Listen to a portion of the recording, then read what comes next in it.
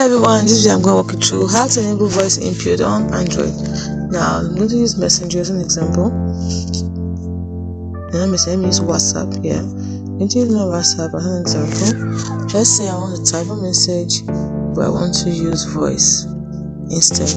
So press on I open up my keyboard and then I tap on this setting here.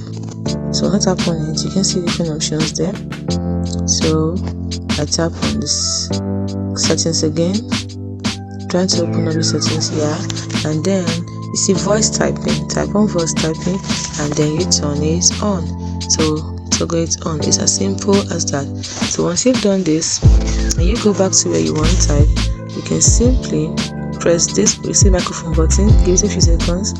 Once you press the notification, can you see it's listening?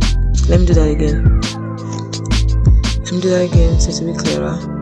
So this button over here, this microphone button, press it, it will initialize, it will listen, and then as you're talking, it will start typing. As you can see over here, you can see it's typing, hello, how are you? Everything you say will be typed. It's as simple as that. Hope you found this video helpful on how to use voice typing on Android. Thanks for watching.